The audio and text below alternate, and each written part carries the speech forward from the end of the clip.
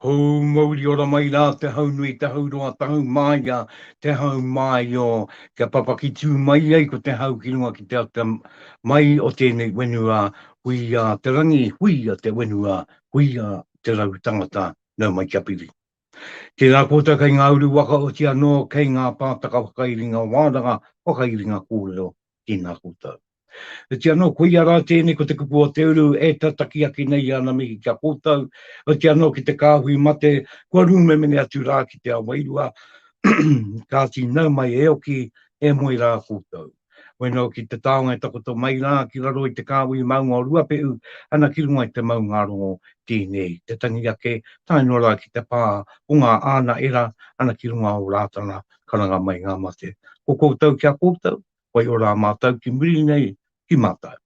Ka tia ke te iwi tēnā kōtau nau mai ki te kupu o te uru, e taunaki ake nei, e tūtautoko ake nei i ngā pūrongo i puta mai i te reo o te uru tonu.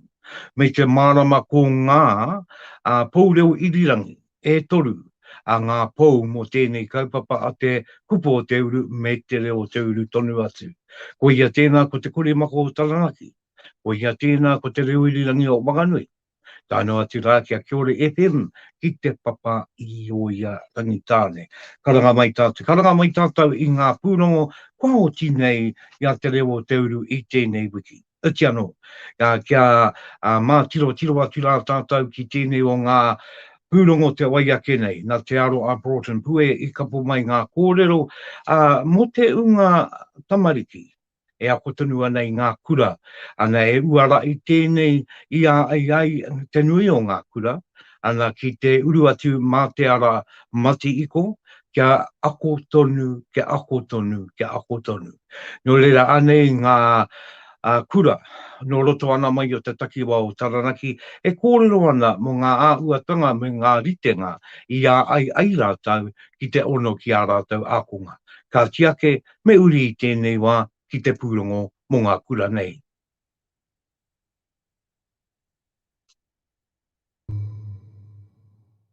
I'm asking the team of 5 million to unite once more to defeat what is likely to be this more dangerous and transmissible variant of the virus. Kua riro mā te ao matihiko o tō tātou a mā tauranga, e wakatere.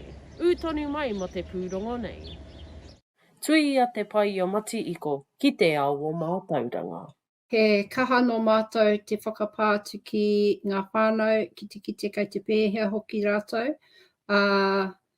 Me te mea i whai akoranga mātou mai i te noho moho au tuatahi.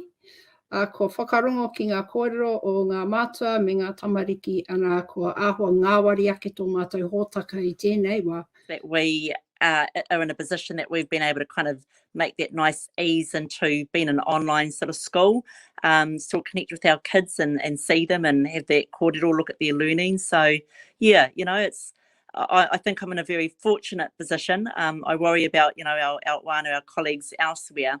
Ko te kura kaupapa Māori o ngā rua i nei rātou ko Spotswood College, e kimi nei i te ora mā te ono ki ngā tamariki, te kātū kaupapa matua. Ko te whakarite Pākete kai, koha kai, kete kai, hei tukuna ki te kāinga ia wiki ana i wai mare e mātou whakai tētahi o ngā toa hoko kai, ki te whakarite mai tēnei wā. Whakarite mai i ngā Pākete kai hei tukuna ki ngā kāinga o ngā whānau. Ko te rautaki kei te whaia e mātou, ka whiwhi ia whānau. Ki te kore koe hea, ka tahi ka pātuhi mai. Ki te kore koe pātuhi mai, ka whiwhi koe. Kara mātou, i te moho mātou he taiapa tonu, ina ka ki tono mai mo te kai. E tai whānau ka hea pia, o e tai whānau me ka whai hua ki te whiwhi, engari ka whakamā ki te pātuhi mai. Reiri, ko te rautaki, kei roto koe, taino ki te wākapata. Ana i ia whānau tērā kōwhiringa ia wiki. We know that there's a number of our school whānau or community that's they'll be okay, but it's those ones that, you know, you're not quite sure if they've got enough kai, what's going on in their households that we're not connected with, that you have a fair amount of a wanga anxiety about. And I guess, you know, the other thing too is just being really mindful that it is different. You know, we're going into our kids' houses, there's a whole range of different things in there, so you kind of got to find that nice balance between having some normality in this situation, but without putting too much pressure on them. He waka māma ai te uara I mua tātou tamariki, te iaronga. Ka kaha whakamahi au te huitopa mātou o te kura. Nā reira, ngā tamariki, ngā kāko katoa, ka huitopa ki a rātou, o te rako te Zoom te rāne, kia mātou. Ka honotahi me a rātou kopa kare I te iho te toru ngā wā o te wiki, e tei wā Iarangi. Kei te whai te wharekura I te maramataka. Nā reira, ina I ai ki te maramataka he rangi kiwikiwi, ko kore pē whai hua, ka rātou hono. Engari, kua waia ki aku tamariki te whakamahi ngā hōtaka I runga I te Epurangi, pēnā I te akomanga kūkara, te hiho, seesaw rānei, e tai atu o e rahuarahina kahau te tuku mahi I runga I era. Hei rawe ke noiho e tahi wā. Well, an online school anyway, so that means that, you know, we've got Google Classroom platforms that all of our lessons are kind of set up there, things are video, so it's all pretty interactive. So we kind of have Google Meets, which that's where our more structured teaching happens, and then we kind of move into a self-directed learning sort of situation where the kids can choose. There's some really clear, I guess, focus or learning objectives and tasks and things that we can check in on. Ko te waka o te ako e maunu tonu ana mā te tai o angarau. So there's been some kind of changes from NZQA that they've stretched out the exam date, and we've sort of had to change a range of different things that we would normally have had at this point in time. I'm still really hoping that NZQA will come back and give them the credits, you know, recognition credits like they did last year, just to take the stress off, just the timing of the year. And, you know, you can put things back, but it still compounds those real essential stuff that you've got to get done. So I'm really, really hoping that, you know, the powers be at NZQA will sort of have enough empathy for our youth and the situation that they're in. Ko te ia nui kia waiwa kāroa NZQA, kia tātou tamariki. Kia noho haumaru, tonu, kia ka aki au I aku kia tino whakaaro mo te whānau. Ko te kupua ki e kōri I atu nei ki te ungaririki kia aumaru te noo. Hei te tuaiwa o ngā rā o e petema o ki atu ai a tātou tamariki mokopuna ki ngā kura. I raro I te taumata tuarua, Aroha Broughton Pue, te reo o te uru.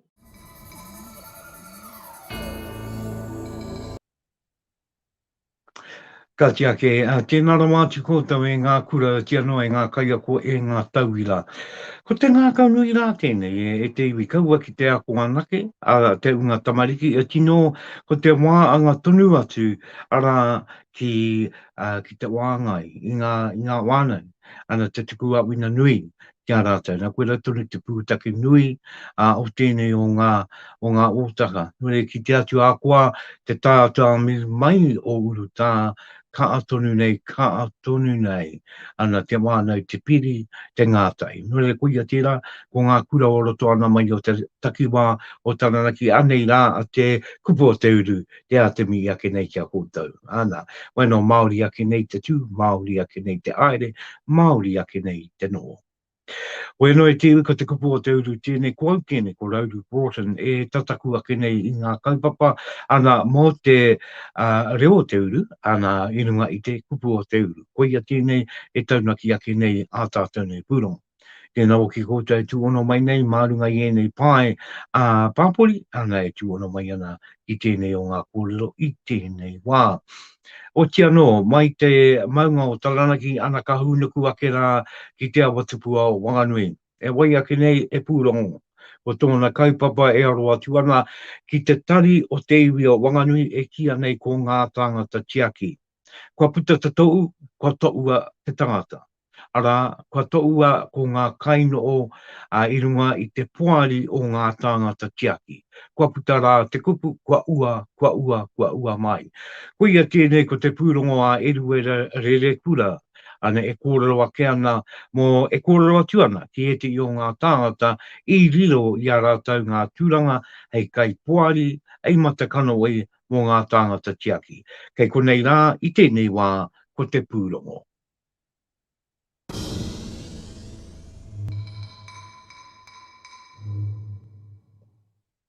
Ko ngā tangata tiaki te rōpū e tiaki ana i ngā rawa tiriti mō te awa o Wanganui.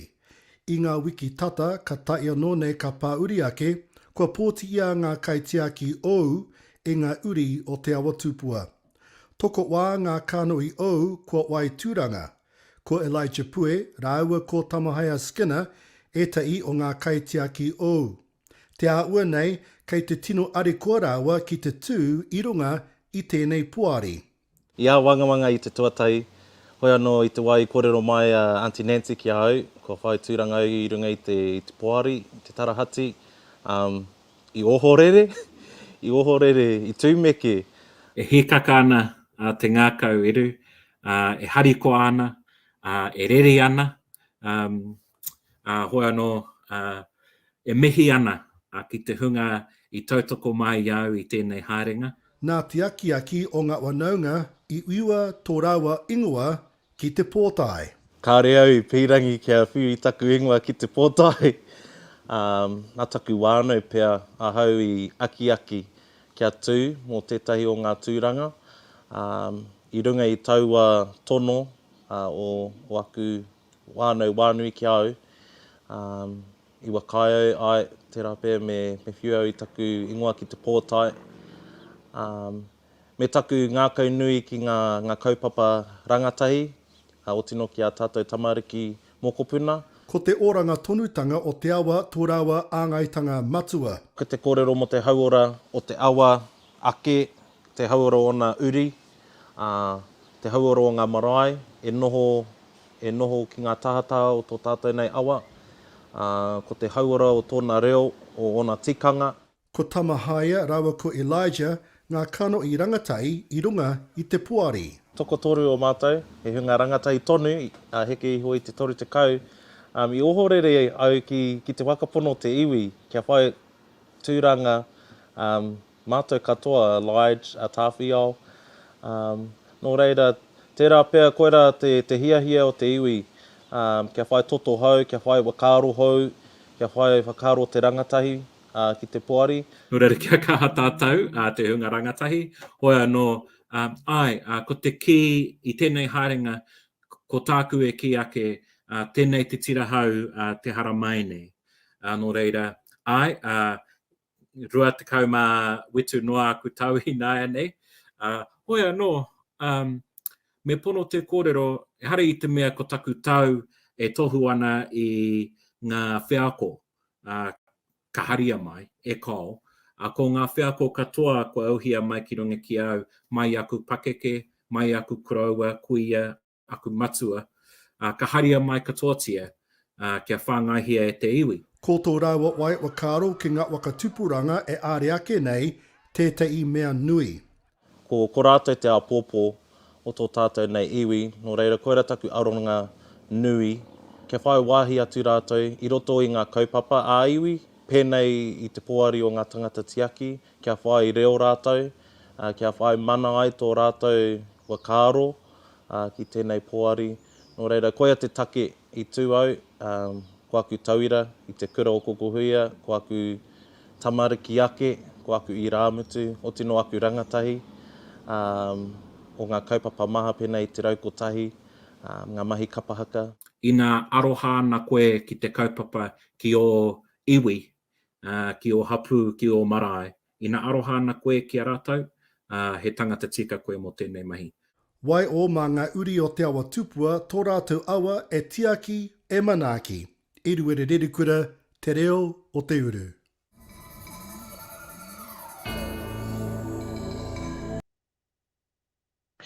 O te anora ka nui la wā te mihi I tēnei wā ki ngā tokorua nei. Ki te mōia pai au ki te ngā tokorua nei. E pukenga nui o rāua. Tai tamariki tonu ana rāua. No reira kei reira ngā wakaro o tēnei wakatupuranga. Me ngā uatanga o tēnei awe no nei tātai. No reira Elijah korua ko tamahai a karanga mai. Ka tika te wiriwiringa. Ka tika te wiriwiringa. Ko e nei tokorua. E ka uru atu rā ki roto i ngā mai a te wānau a ngā apu me te iwi nui tonu. Kua roa tonu rāua e uru ana ki roto i ngā kaupapa uua nā te iwi o Wanganui. No re ka tikara wā atu tēnei wiringa. Ko tā rāua nei kā ana ko te uru atu ki roto i ngā kaupapa me te mai ngā mai ki muri ki mua. No re kua wāia kua tau ngā rawa rāua ki ngā mai nei. No reira tika tunu te kōrero e toto ou. Nei ka wāi e tātou ko tērā wakaro. E ara i te mea ko ngā paake ana e kei reira. E tia no kei reira o ki rā. Te unga ue nei e nei tokorua. E ka anō rāua. Nā ki te āpai me te kōkiri ngā kaupapa wakamua. E ka anō rāua ki te uru atu ki ngā kaupapa. Weno i roto i ngā tau. Nā tai anō tia e rāua ngā kaupapa kai mua tonu i te aroaro. No reira kukore e taupā, weno e māramano no rāua ki te kōkiri i ngā kaupapa wakamua ārea ki nei. No reira karanga mai korua, ka pai tēnā, moe o tonu au, e nui tonu ngā mai kai mua i te aroaro, mo te iwi, engari ka tae tonu e korua. No reira karanga mai tātou i tēnā o ngā pūrongo. Mo te tokorua nei, e kōrero ake nei ki tātou i tēnei wā. Bueno, e te iwi, ko te kupu o te uru tonu tēnei wakapāwa ki nei kia koutou i tēnei wā, tonu nei mata ora ake nei. Bueno, ko te pūrongo te wai ake nei, e pūrongo o rereke. E ara i te mea he take tōranga pū, e ara i te mea he take aiwi, engari he take ko atu i tērā, ara ko te take aurora. Ko te aurora te kaupapa nei. Ko te puna o te ora. Me ki te kaupapa. Nā he kaupapa tēnei i ka po ia mai e te aro a Broughton Pue. Nō roto ana mai o te takiwa o Taranaki tēnei. O ngā pūrongo e kora ana mo te Zumba. Mārunga i tēnei o ngā kaupapa e kia nei ara ko te mati iko. Ana e ai ana a koa, ngā piki me ngā eke a koa te ara mai o te uruta, ana ka tae tonu e tātou te ono atu ki ngā kaupapa aurora, pēnei me te Zumba e kōrero tia nei. No reira, i runga i tērā, me wakawiti atu rā tātou ki tēnei o ngā pūrongo i tēnei wā.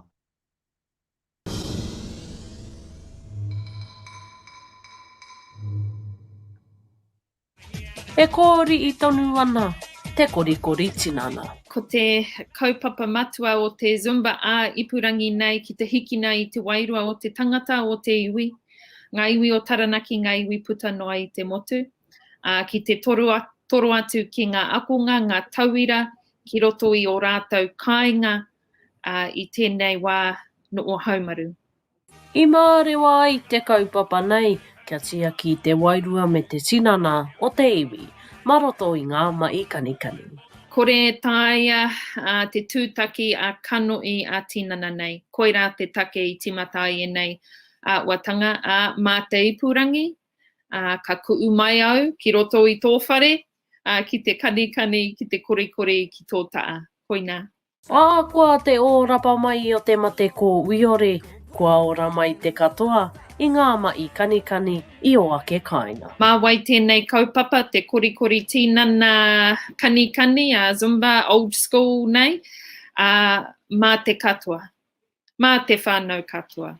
E hara noi ho mā ngā toki o te ao kanikani, ngā toki o te ao Zumba, hara nei mā te katoa. E kaupapa tēnei kua tūwera ki te katoa, kia koritai. Toro mai ki au, pewhia nei, hono mai ki taku pukamata, group fitness with Puna Taranaki, koina. Kei reira te whārangi ipurangi mo te Zoom mō ngā karai he katoa. Ui atu te toko pai tāngata mārunga i te ipurangi mā te uitapa, ki te wakatere i ngā mahi Zumba. Ko taku kore take ki te whakamahi ai nei tapu o te ao hou nei, koina te tino raru.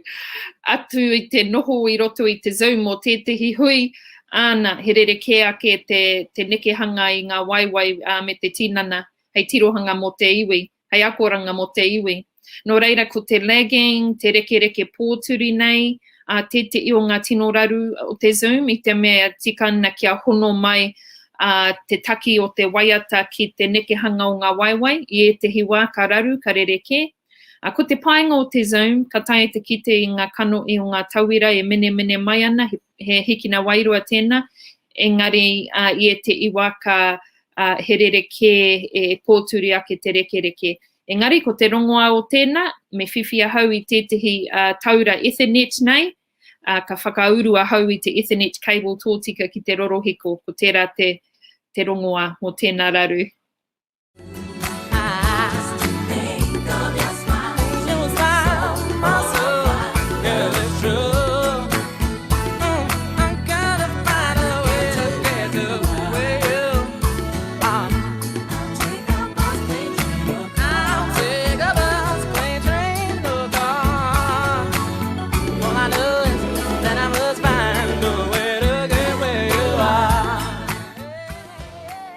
Koa ngā raru o te ao angarau, ka korikori tonu. Ko te hiahia matua mo te kaupapa nei, ko te kawaora, ne, ko te hiki nei te wairua o te iwi, ma te reka o ngā waiata, ma te korikori o te tinana, tātau e o rai, i roto i tēnei ao rereke, pō raru, korikori tonu e te iwi, ko tērā te kōrero, i te ao i te pō, ki te wakapakari tinana, ki te whakapiki i te wairua. Korikori tonu, koina. Ko te wāinga matua ia, ka korikori tonu, ngā tinana. Aroha Bronson Pui, te reo o te uru.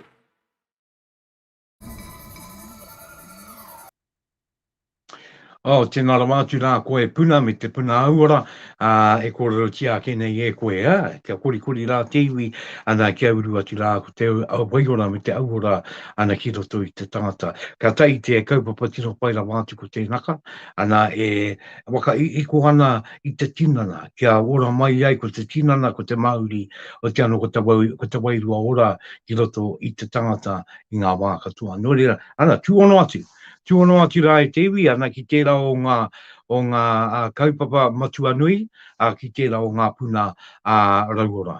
Hei waka rauora i a tātou. Nō re te puna waiora, karanga mai rā. Ka pai rā tēnā kaupapa ana. Me te mea nei, roto i te wā o te uruta, o te anō i tēnei wā tunu nei, ana koina te tihi mahi, ki a hei ai te tangata, ki te atu ana o ki te manaungatanga, ko aua no tētei, ka are ki te ikoe, i taku kotai, ngari ki te no mai e wānau ki tō tā, kua marunga roroiko, ka rongo koe i te aki, ka rongo no koe i te manaki me te tautoko e puta mai ana. Nō re kairunga noa ke tēnā o ngā kaupapa, ko taku mate e arau i te tangata kanikani, nō re ka ki te amai o i te tangata, mai ke taku are ki te ikoe. Koe noa e te iwi e tino kaupapa rā tērā tautoko na tiatu, ma tō tautoko i tēnā kaupapa ka tautoko ki koe i a koe me tō wānau. Nō reira i runga i tērā mai te puna o te ora ki te wānau ora. Ko te kaupapa wakamutunga o te ano te pūronga wakamutunga mo tēnei rā, ko te wānau ora tunu te kaupapa. Tērā o ngā auatanga e kōrero tiana e te kāmaratanga, ara te kaupapa tunu o te wānau ora. Kua o atu e rau uru, ana kia piti ake anō te kounga, o te tuku, a te wānau ora, ki te tangata. Koera te matua o tēnei o ngā pūrongo te wai ake nei, ana ka kōrero kia pēni enare tēnā o ngā milita o te take, o ngā take wānau ora, i te auatanga ki te rau uru, ara te pūtea, ana kua tuku nātu, ana ki runga i tēnei o ngā kaupapa waka ora i te wānau. Nō re te iwi kia tauri tō te kā te tātou ki tēnei pūrongo, te wānau ora.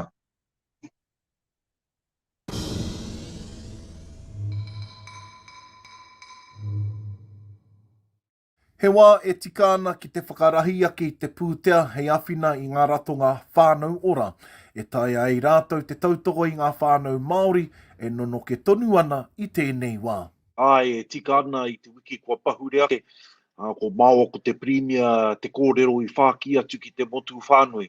Ko te ngako o tērā wāhi pūtea hei tautoko tonu I ngā mahi papaira wātu e mahi ngia ana e ngā ratonga whānau ora. He nui ngā whakawhiu, kua tukuna kia henare me te mea hoki, he aha I tatagi ai ia, kia tau te mate uruta anō, ka tahi katukuna ko te pūtea nei. Hoi no ko tā mātau o te kāwanatanga, kia tirohia tonu, kei hea ngā kōhao, ana I tēnei wā, ko tukuna atu he pūtea hei tautoko tonu I ngā mahi. Nō reira, e harake tēnei te mea kua tō muri mai gāhore, I te mea he mahi tonu ana te rato ngā whānau ora I wēnei mahi, hoi no ko tēnei rahi pūtea hei tautoko tonu I ngā mahi e mahi ngia ana. E pōhiri tiana e te tumu whakarai o te tihi o Ruahine Amateroa mā I te whakapuakanga mai o te pūtea nei. E mōhio pū ana ia ki ngā hua ka whiwhi ki ngā whānau e nonoke ana ki roto I ngā rohe o te manawa tū horo whenua anō hoki. Kai and kai ongoingly, because kai security is a big kaupapa across the, more than across the motu, across Aotearoa. So kai is a big one. Connectivity to digital platforms and actually the technology, the hardware to be able to do that. He ai ki a mā, me tere ake te toha-toha o te pūtea nei, tō tika ki ngā rato ngā whānau ora, puta noa I te motu. I think the point that I feel could have been done differently was that the 23 million is kind of they're pushing out the first tranche, which is a smaller amount, and then the Crown agencies are then going to have a look at what is it that communities need.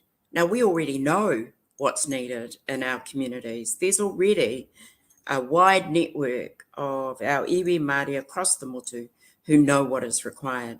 E tipu ana te toko maha o ngai Māori e whai ana I te rongoa a Raimate.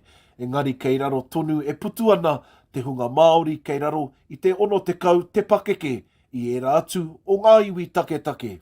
Whānau ora is a social movement. It's the opportunity for us to really uplift, to be able to deal with some of the, really perennial issues that our communities are plagued with in a really positive and mana-enhancing way. Ko tā mātou o te kāwanatanga e hia ana, kia tuku atu I te rongoa ki te motu whānui, kei ngā wāhi e noho ai te Māori, kei ngā wāhi e hui ai te Māori, kei ngā wāhi anō hoki e kaha tautoko nei e te Māori. Ko tā henare anō, he mea tautoko tēnei I ngā mahi a ngā rato ngā whānau ora, kia e ai I a rātau ngā hiahia a te hapori me te whakahaere hoki I ngā wāhi whakatū rongoa ārai mate, ngā wāhi whakamātautau me ngā wāhi noho taratahi. Te mihimi te reo o te uru.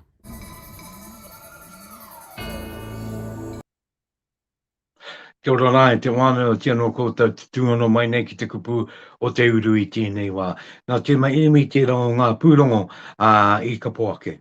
Bueno, ki te ake ana I te kā o te wānau ora, I roto I ngā mai tuku, manaaki, wakarau ora, nei ngā wanaunga e no o mai ana I roto I te taimaatanga o tangata.